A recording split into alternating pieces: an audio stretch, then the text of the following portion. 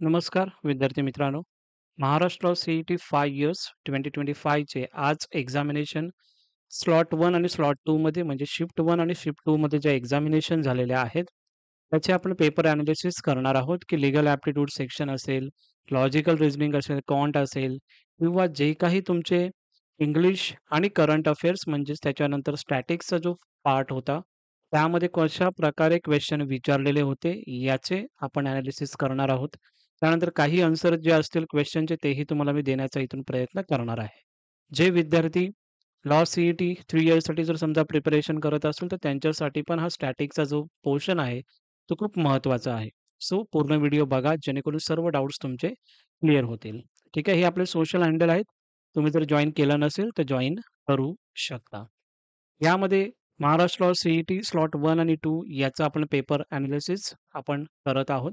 यामध्ये जर आपण बघितलं स्टॅटिक जी-के आणि करंट अफेअरचा जो फर्स्ट सेक्शन आहे, तो आपण यामध्ये बघणार आहोत. कोणकोणते क्वेश्चन कशा पद्धतीने विचारलेले होते, ते तुम्हाला यामध्ये सांगत आहे. फर्स्ट क्वेश्चन जो विचारलेला होता, हू फाउंडेड रामकृष्ण मिशन म्हणजे रामकृष्ण मिशन हे कोणी फाउंड केलेलं होतं? तर याचा आन्सर आहे स्वामी विवेकानंद. सेकंड क्वेश्चन विचारलेला होता, which city is called pink city? So याचा आन्सर आहे जयपूर. थर्ड क्वेश्चन विचारलं होतं, father of constitute assembly? So याचं करेक्ट आन्सर आहे बी. आर. आंबेडकर. 2024 ऑलिम्पिकचं जे काही व्हेन्यू होतं, हे कुठे पार पाडलं होतं? तर पॅरिस म्हणजेच फ्रान्समध्ये हे पार पाडलं होतं. प्रायमरी सोर्स ऑफ लॉ यामध्ये जर करेक्ट आन्सर जर आपण बघितलं, प्रिएम्बल हा करेक्ट आन्सर आहे. नेक्स्ट क्वेश्चन विचारलं होतं, the dessert in Pakistan is called Rohi dessert हे त्याचा आन्सर आहे. नेक्स्ट क्वेश्चन विचारलं होतं, की लोकेशन ऑफ अजंठा केव्हज हे यामध्ये औरंगाबाद, महाराष्ट्र हा आन्सर आहे. समजा तुमच्या क्वेश्चनमध्ये छत्रपती संभाजीनगर असेल, तर ते तुम्ही आन्सर तुम्ही करेक्ट देऊ शकता. नेक्स्ट क्वेश्चन जे विचारलेले होते स्टॅटिक एंड जी-के हे आपण स्लॉट 1 आणि स्लॉट 2 चे आपण सर्व क्वेश्चन आपण एकत्र केलेले आहेत. ठीक आहे.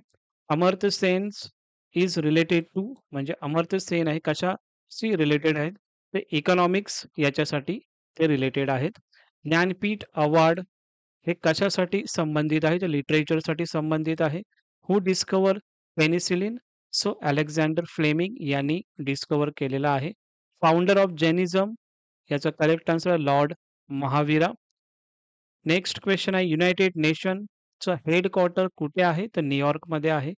How many members appointed by governor in legislative assembly? Governor members जे अपॉइंट करतात लेजिस्लेटिव्ह असेंब्लीमध्ये ते कितीपर्यंत असतं? जर तुम्हाला क्वेश्चनमध्ये आन्सर विचारला असेल 1 ऑफ 6 तर हे आन्सर तुम्ही तिकडे देऊ शकता किंवा 12 जर विचारला असेल तर 12 तुम्ही तिकडे आन्सर देऊ शकता. नेक्स्ट क्वेश्चन आहे highest population in which state of India? म्हणजे इंडियामध्ये जे स्टेट आहे त्याचे हायेस्ट पॉप्युलेशन कोणत्या राज्याची आहे? सो करेक्ट आन्सर आहे Uttar Pradesh.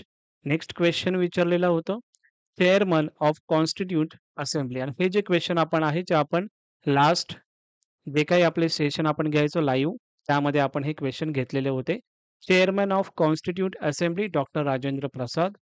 Next question Man Booker prize 2024 for book God of Small Things याचे लेखक कोण होते? तर Arundhati Roy. Which river originated from Amarkantak? So याचं करेक्ट आन्सर आहे नर्मदा रिव्हर. नेक्स्ट क्वेश्चन आहे अबॉलिशेस अनटचॅबिलिटी अँड प्रोहिबिट्स याचं सेक्शन विचारलं असेल, याचं आर्टिकल विचारलेलं होतं तर आर्टिकल 17 आणि राइट टू लाईफ याचं आर्टिकल जर आपण बघितलं तर आर्टिकल 21 आहे. नेक्स्ट क्वेश्चन जर आपण बघितलं शिवाजी महाराजांचे जे अष्टप्रधान मंडळ आहेत, त्याच्यामध्ये मॅच द फॉलोइंग हे तुम्हाला त्यामध्ये विचारलेलं होतं क्वेश्चन. नेक्स्ट क्वेश्चन विचारलेलं how to measure age of earth हा एक क्वेश्चन विचारलेला होता. Next question first woman vice president USA Kamala Harris. त्यानंतर नेक्स्ट क्वेश्चन होता first African woman who win Nobel prize. So याचा करेक्ट आन्सर आहे वंगारी माथा. नेक्स्ट क्वेश्चन आहे FIFA 24 best athlete award. आता यामध्ये करेक्ट जो तुमचा ऑप्शन असेल तिथे तो तुम्हाला द्यायचा आहे. व्हिनिकस ज्युनियर आणि ऐटाना बोन माटी. Which of the following is not a virus? हे तुम्हाला ऑप्शन दिलेले ट्रोजन, नॉर्टन, रेसिडेंट आणि पोलिमॉर्फ. याच्यापैकी कोणतेही एक क्वेश्चनचं आन्सर तुमचं तिथे असणार आहे. नेक्स्ट क्वेशन विचारलेलं होतं, अंदमान अँड निकोबार आयलँड त्यांचं न्यू नेम काय आहे? तर Netaji Subhash Chandra Bose. Okay. Next question आहे, गोल्ड असोसिएशन रिलेटेड एक क्वेशन विचारलेलं होतं. तर which disease occur when insulin in human body? So याचं करेक्ट आन्सर आहे डायबिटीज. त्यानंतर नोबेल पीस प्राइज हा कुणाला भेटला होता? तर निहॉन हिंडाल्को याला भेटलेलं होतं. आणि निहॉन हिंडाल्को कुणाला कशा प कशामध्ये दिलेलं होतं? तर नोबेल पीस प्राइज असाही क्वेशन विचारलेला तुम्हाला जाऊ शकतो. नेक्स्ट आहे fundamental rights which are not imposed during emergency. जे काही आर्टिकल 20 आणि 21 आहेत, त्याच्यापैकी जर कोणतं तुमचं ऑप्शन असेल, तर ते तुम्ही आन्सर दिलेलं पाहिजे. नेक्स्ट क्वेशन आहे, who was the governor during a Bengal partition?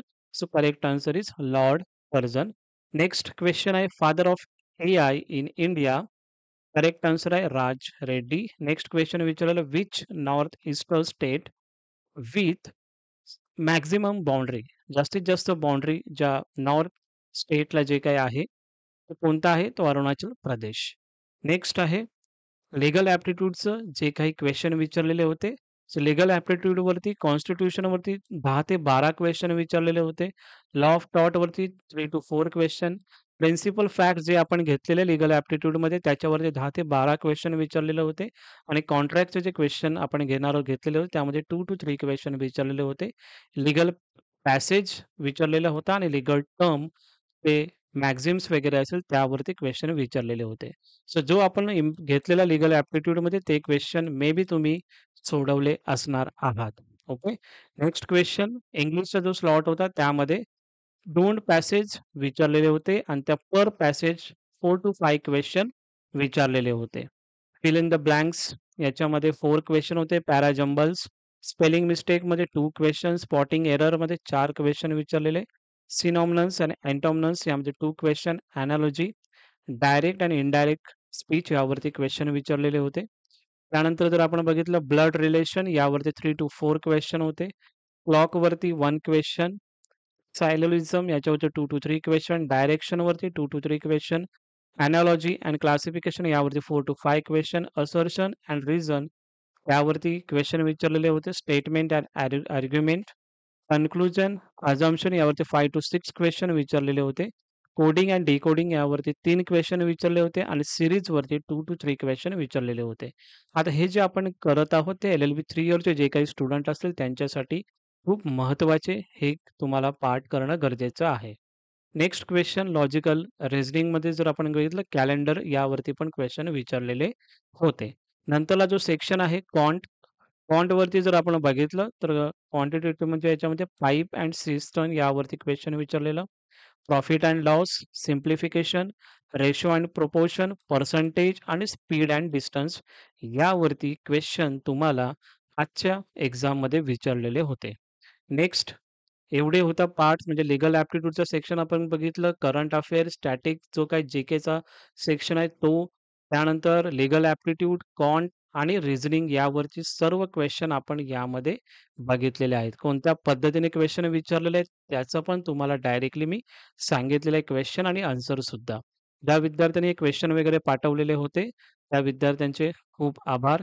आणि जे एल-एल-बी 3 इयर्ससाठी पार्टिसिपेट करत आहेत एक्झामिनेशनसाठी, सो त्यांना सुद्धा हे करंट अफेअरचे क्वेश्चन करणं खूप अत्यंत गरजेचं आहे.